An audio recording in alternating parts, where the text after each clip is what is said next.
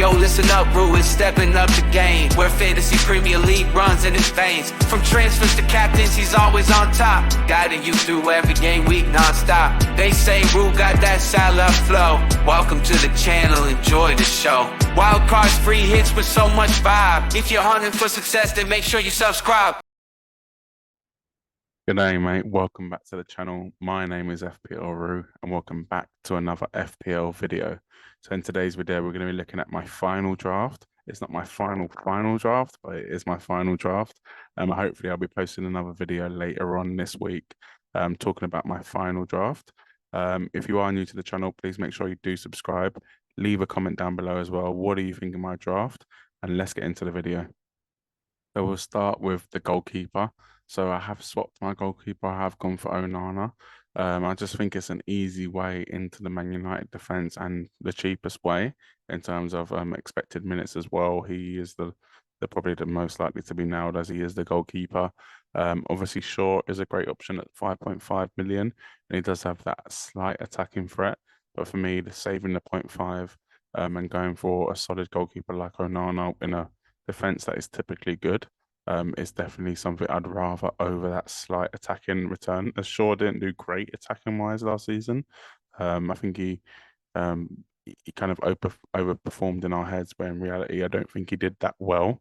Another reason I've gone Onana is because of his price is one I've just said, but also because I feel like there are better defenders out there. So if you went for a 5 million defender and a 4.5 goalkeeper, I think there's definitely more defenders out there that you can get in and you can use up your spots for, rather than use them up on a Man United defender.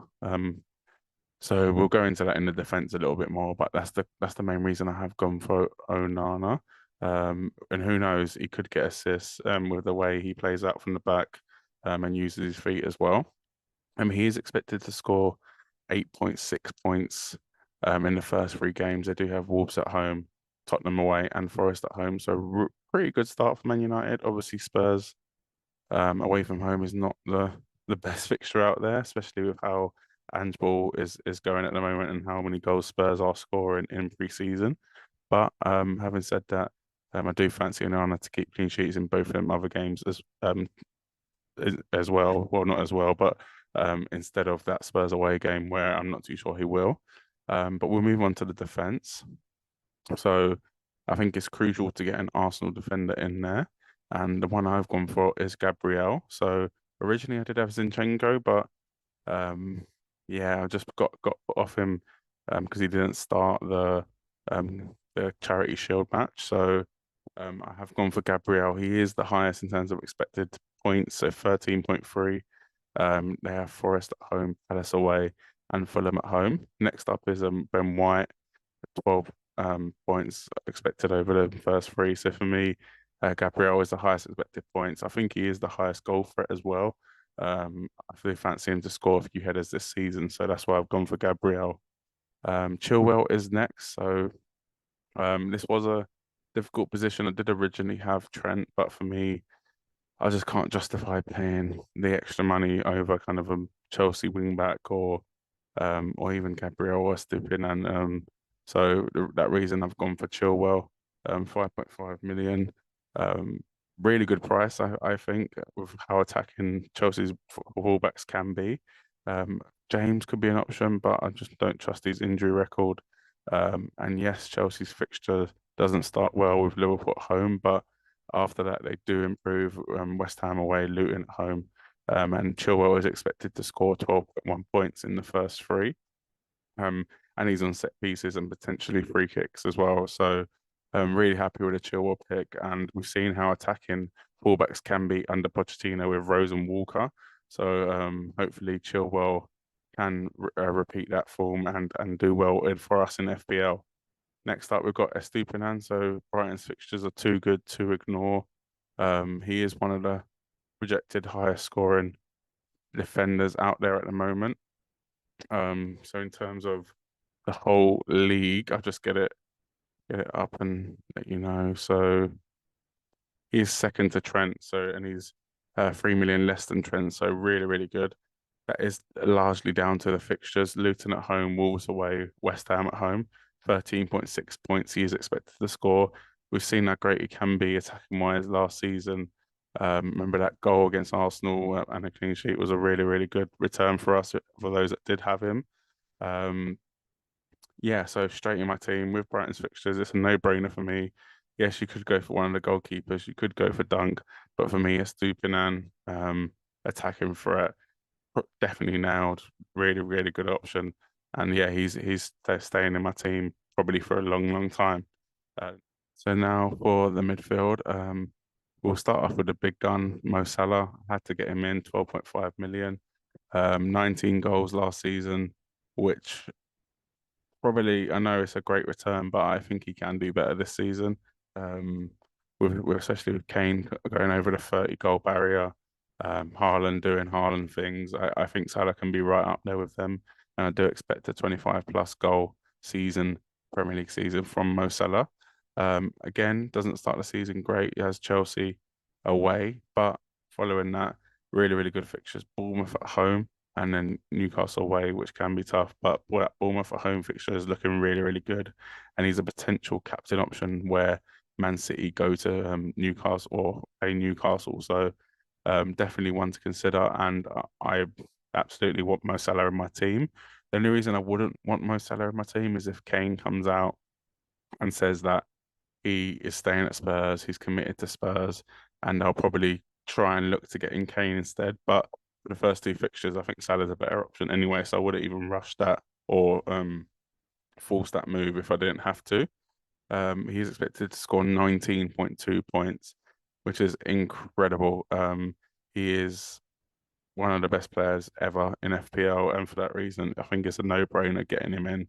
He's a midfielder; he'll get the extra points, he'll get the clean sheet points. So yeah, Mo Salah is definitely in my team. Next up, the second highest expected point scorer in terms of the first three games is Bukayo Saka. So really a good start in terms of fixtures for Arsenal. They have Forest at home, Palace away, and then Fulham at home. He's expected to score 17.8 points. Um, I think an Arsenal mid is essential. I think two Arsenal mids are a good option. Um, but for me, Saka is a must-have. Penalties, the main guy, he's not going to get rested. 8.5 million, really, really good price. He's 56.5% owned, so a lot of people feel the same as I do.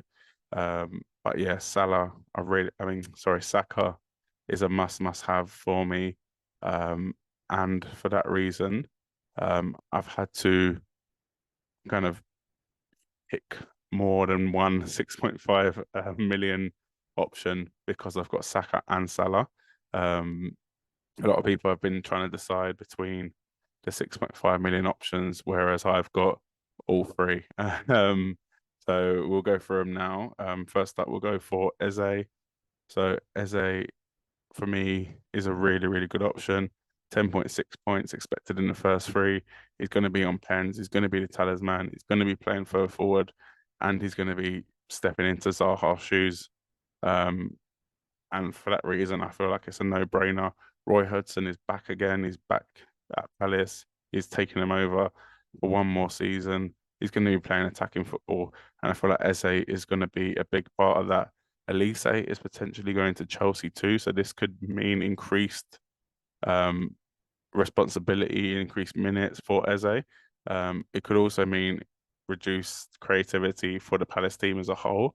But for me, I think Eze is the main man for Palace, and I can see them doing really, really well with him at the centre of everything they do. So for that reason, 6.5 million. He's only 16.3% owned, and really, really good fixtures. Sheffield United away, Arsenal at home, and Brentford away. Next up, we'll go for Mitoma. So a lot of people have been getting Brighton mids in. Mitoma was a player that a lot of us did get in last season. And okay, he did well, but I think he could have done better. But I feel he is the most nailed out of the Brighton assets at this current stage of the season, of pre-season. He's expected to score 12.3 points. He's only 6.5 million, but he is very highly owned, 13.2%. They do have a great start, as I've mentioned, with Estupiñán, Luton at home, Wolves away, West Ham at home. Matoma is an attacking winger. He plays out wide, but the only thing for me that I'm worried about is does he play too wide? Is he too far away from the action? He's a brilliant, brilliant player, and don't get me wrong, I love watching him, but does he get involved enough in the action? We'll have to wait and see on that one. But for now, I'm really excited about owning him, especially with that first fixture, Luton at home. Next up, gone for Mbeumo, so a player that a lot of people have had in their teams ever since the first draft came out. 13.1% owned, so that has dropped now, 6.5 million. He is flagged, but he is back in training now, so it's likely he will start the season. If there's any doubt about that, I will be moving him on. I'll talk about that at the end of the video, what my potential options are. But he's 11.7 points projected. Tottenham at home, Fulham away, Crystal Palace at home. Like I said though, like in many of my videos, Tony out. He's going to be on pens. He's going to be the main man. He does step up when Tony's out. That is factually proven. We've seen it last season when Tony had his yellow card ban when Tony was injured, and Wemo stepped up for Brentford and did the business. And for that reason, he's staying in my team if he is fit enough to play. Last but not least, we've got Erling Haaland up front, obviously. There's not much to be said about him. However, he hasn't scored in 5 competitive games in a row. Um, I would say slightly concerning, but it's not. It's not slightly concerning. I think when he needs to, he's going to start banging the goals in.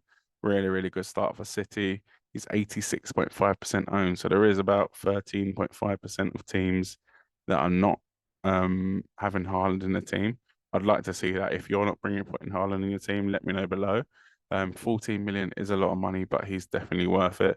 For those that are worried about the goal drought, if you would say, them 5 games have been tight crunch games. They've either been cup finals, charity shields, or even games where he might have come off early or come on for a little bit where they've already won the league. So I wouldn't be stressing too much about that stat.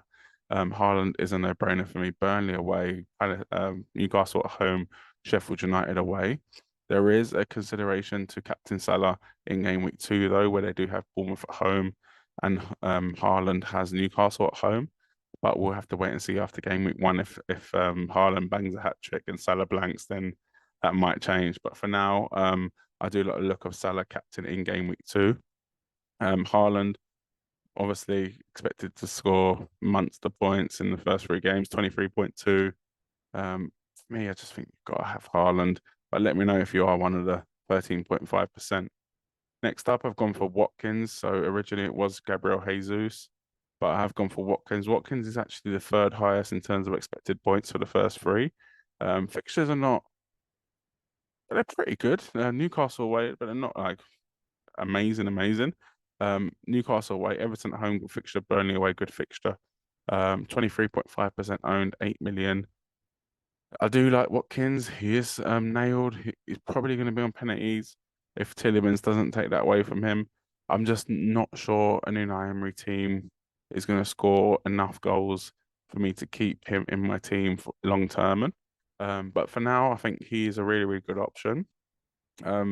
Just talking about my team though, I could go Watkins to João Pedro and then upgrade Mbeumo if he's not fit enough, or Eze or Matoma to someone like Bruno Fernandes. That is an option for me. That is something I would be considering if Mbeumo is injured or yeah, I want to make a move, or João Pedro's kind of come out as more nailed, or something like that. So for me, that is definitely an option.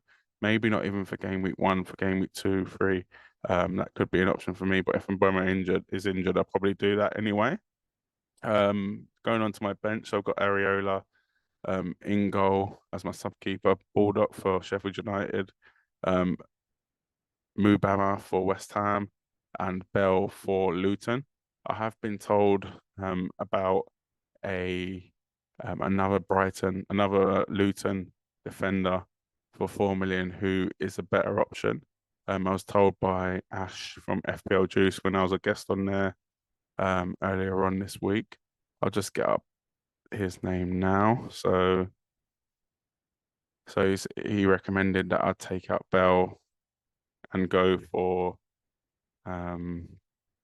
someone like, is it Kabore?